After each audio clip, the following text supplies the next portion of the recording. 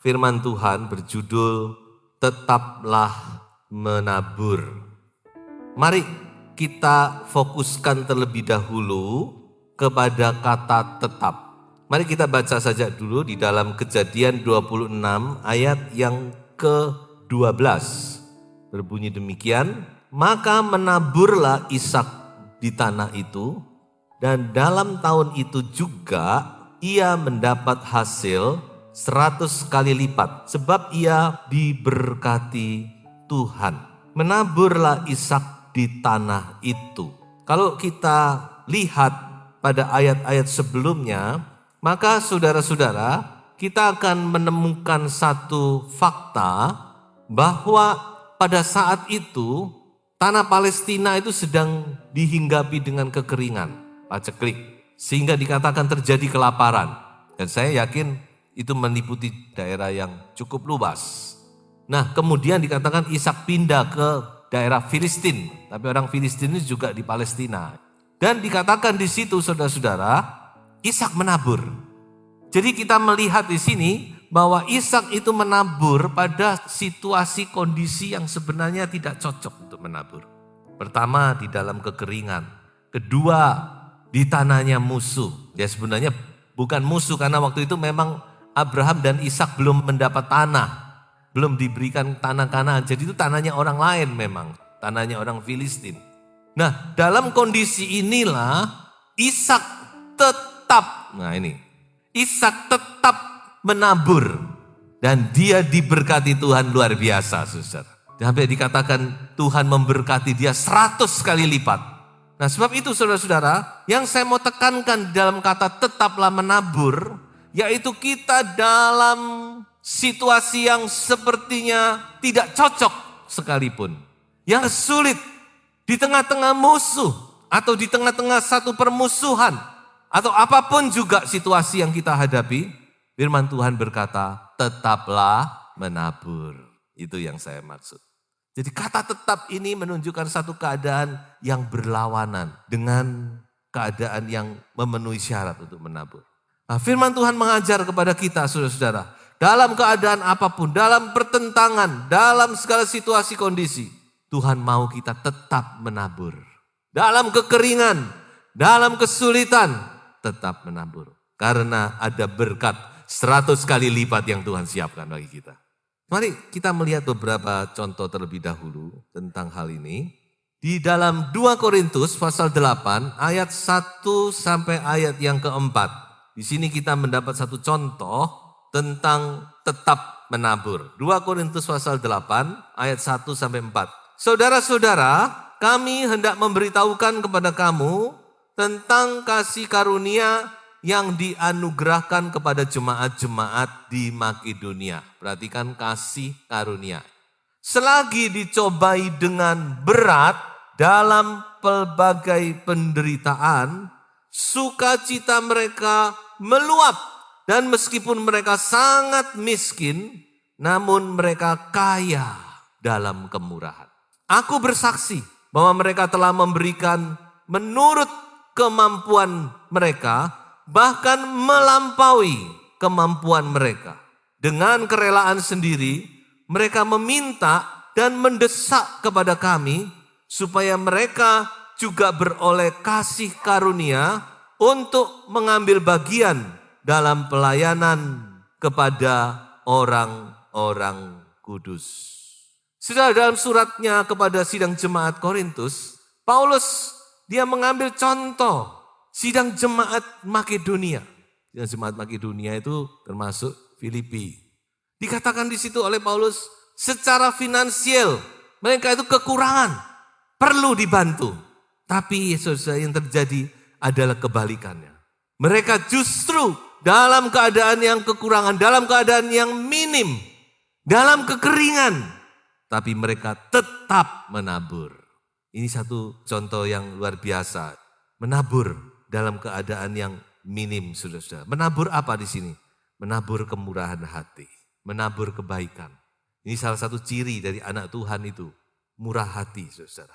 Memberi, tidak berlebih-lebihan, tapi itu tidak menghalangi sidang jemaat Makedonia untuk memberi.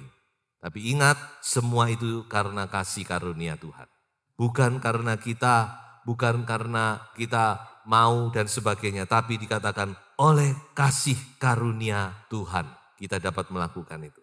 Nah ini saudara, menabur dalam kebencian. Kebencian di sini bukan yang nabur, tapi maksudnya suasananya itu tidak cocok untuk menabur. Yaitu seorang tokoh yang sudah tidak asing lagi, Yusuf. Bagaimana Yusuf dalam situasi dia dibenci oleh saudara-saudaranya. Diperlakukan dengan sewenang-wenang. Bahkan saudara-saudara dia sempat mau dibunuh. Tapi dia tetap menabur kebaikan hati. Menabur kasih, menabur damai. Sehingga saudara-saudaranya mendapat ketentraman bukan? Sebenarnya mereka sudah ketakutan. Waduh ini mampuslah kita kali ini. Tapi perkataan-perkataan Yusuf itu memberikan damai, jaminan kepada mereka. Bahkan saudara-saudara kalau sudah perhatikan, Yusuf ini luar biasanya, dia ini sampai kepada anak-anak dari saudara-saudaranya, dia jamin. Coba kita lihat Kejadian pasal 50 ayat 21. Jadi janganlah takut, aku akan menanggung makanmu dan makan anak-anakmu juga. Demikianlah ia menghiburkan mereka dan menenangkan hati mereka dengan perkataannya. Makananmu dan makanan siapa? Anak-anakmu. Sampai anak-anaknya diperhatikan oleh Yusuf. Menabur dalam situasi yang sulit saudara-saudara. Pada umumnya orang kalau sudah seperti ini, nah sudah ya dia pasti akan sedikit banyak dia akan memperlakukan saudaranya dengan tidak baik atau bagaimana ya. Karena dia pernah mengalami perlakuan yang demikian. Tapi Yusuf tidak, dia tidak mau dia.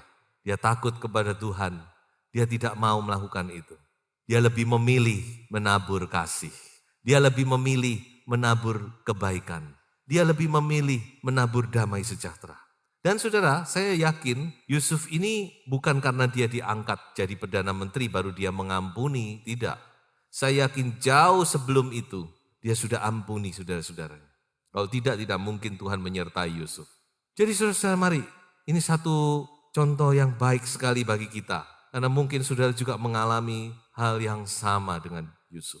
Dibenci, diperlakukan tidak adil, dan sebagainya. Tapi mari, tabur yang baik, taburlah kasih itu. Taburlah kebaikan. Karena saudara akan menuai kasih dan kebaikan. Dan kemudian saudara, yang berikutnya adalah Ayub. Apa yang ditabur Ayub? Kita sudah lihat. Adalah apa? Ketekunan, kesabaran. Ini yang ditabur Ayub dalam penderitaan. Bagaimana kita dalam menghadapi situasi yang seperti Ayub bangkrut, terus anak-anaknya dipanggil Tuhan, kemudian mendapat sakit penyakit, lalu oleh istrinya yang dia masih satu-satunya bisa andalkan pun Ayub sudah disingkirkan. Dihina, tidak mudah bukan? Tetapi saudara-saudara, firman Tuhan mencatat bahwa Ayub tekun dalam semuanya itu. Dia menabur ketekunan, dia menabur kesabaran. Dan apa yang terjadi pada akhirnya? Ayub dipulihkan oleh Tuhan melebihi dari yang semula. 2 kali lipat dikembalikan oleh Tuhan. Saudara, mungkin saudara juga mengalami penderitaan dan sebagainya. Mari tabur ketekunan itu. Tekun di sini artinya apa?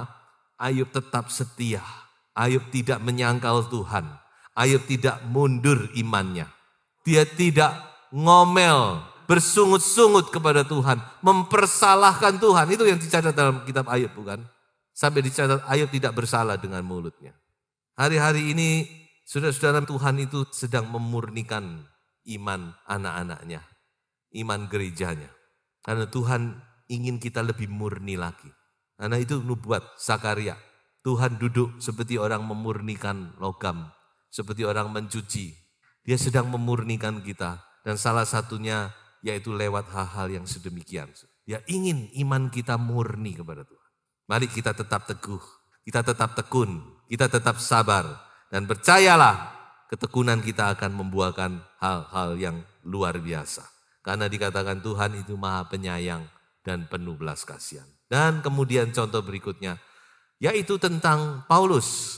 1 Korintus 16 ayat 9. Bagaimana Paulus di dalam pertentangan, ya dilawan, ditentang dalam pelayanannya, dia tetap menabur. Menabur apa? Injil, kebenaran firman Tuhan. Karena dia yakin bahwa Injil itu adalah kuasa Allah yang menyelamatkan. Roma 1 ayat 16. Bagi Paulus, saudara-saudara, ditentang, dilawan sana sini, bagi dia itu bukan masalah. Dia katakan, meskipun banyak penentang, tapi dia melihat kepada satu kesempatan di mana dia bisa memberitakan kebenaran firman Tuhan. Justru dalam hal itulah Tuhan akan menyatakan kuasanya, saudara. Ketika ada tentangan, ada perlawanan, di situ Tuhan akan menyatakan penyertaannya kepada kita. Haleluya. Sebab itu mari kita terus menabur. Maju terus, saudara. Tetap menabur. Berikutnya, saya akan berbicara beberapa prinsip-prinsip tentang penaburan. Yang pertama, bahwa ada hukum tabur tuai, dan hukum itu adalah hukum yang pasti. Ini adalah janji Tuhan kepada Nuh, Kejadian 8, bahwa selama bumi masih ada, tetap ada masa menabur dan menuai. Baik secara alamiah, secara jasmania, dan juga secara rohania. Ini yang kita harus mengerti. Ada hukum tabur tuai, saudara. Kalau istilah orang di luar Tuhan, hukum karma gitu ya. Tapi kalau hukum karma itu konotasinya selalu negatif. Tapi hukum tabur tuai ini lebih menunjuk kepada hal yang positif. Tuhan mau kita menabur yang baik. Karena pasti kita akan menuai yang baik. Yang kedua, prinsip yang kedua adalah apa yang ditabur itu yang akan dituai. Mari kita baca ayatnya. 2, 3. Jangan sesat, Allah tidak membiarkan dirinya dipermainkan. Karena apa yang ditabur orang, itu juga yang akan dituainya. Dan saya rasa ini adalah satu hal yang logis. Kalau saudara menabur mangga, saudara tidak akan menuai kelengkeng, saudara-saudara. Saudara menabur mangga, pasti menuai mangga. Jadi apa yang kita tabur, itu yang akan kita tuai. Itu prinsip daripada firman Tuhan, juga prinsip alam sebenarnya ya. Yang ketiga, tuaian itu sebanding dengan taburan. Maksudnya begini, saudara. Firman Tuhan berkata, orang yang menabur sedikit, dia akan menuai sedikit juga. Tapi orang yang menabur banyak, dia akan menuai banyak juga. Jadi kalau kita ingin menuai banyak, kita harus menabur banyak. Saudara sebarkan biji jagung. Saudara sebarkan biji cuma saon, sama sebarkan biji 1 kilo, tentu hasilnya lain bukan? Nah ini salah satu yang harus kita mengerti. Ya, soal itu kita tidak perlu iri ya. Orang itu kok diberkati gini-gini. Coba lihat dulu. Mungkin dia sudah menabur banyak. Nah itulah sebabnya mari. Saudara. Kalau kita ingin diberkati Tuhan dengan lebih lagi.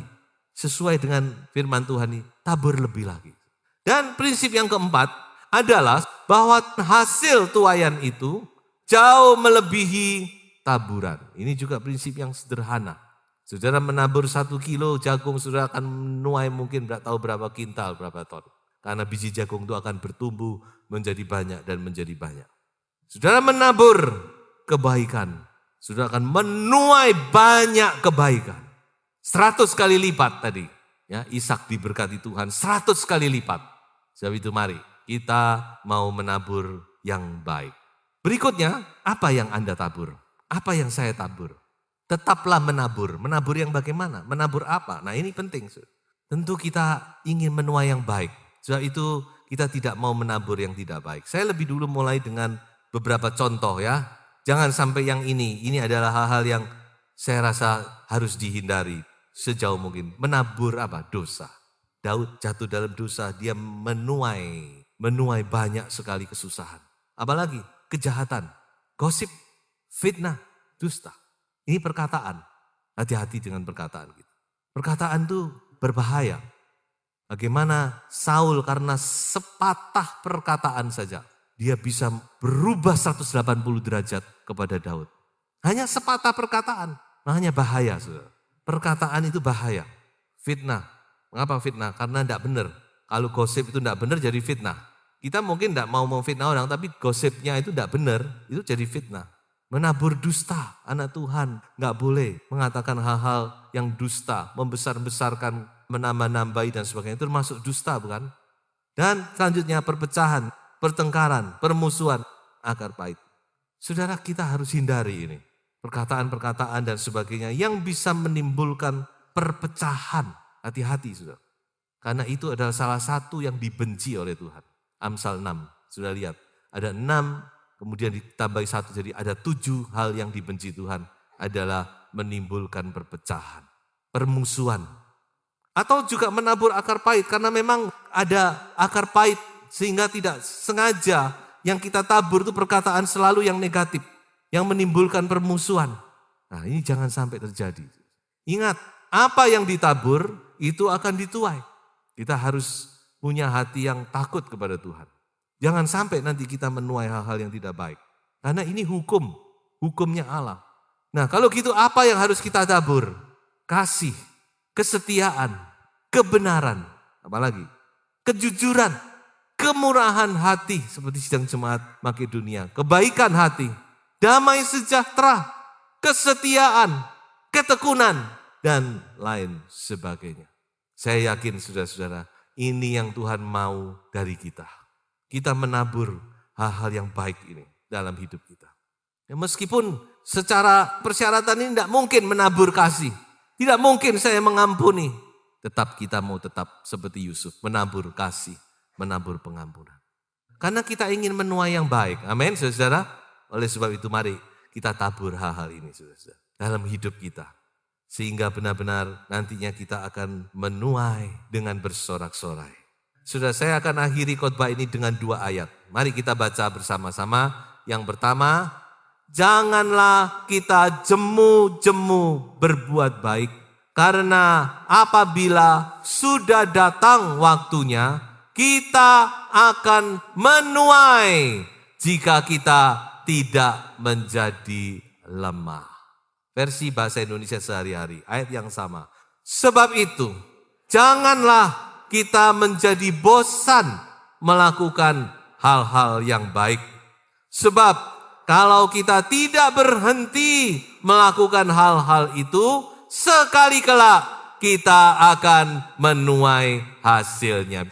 Jadi ayat ini memberi kepada kita satu nasihat dan juga satu jaminan kepada kita.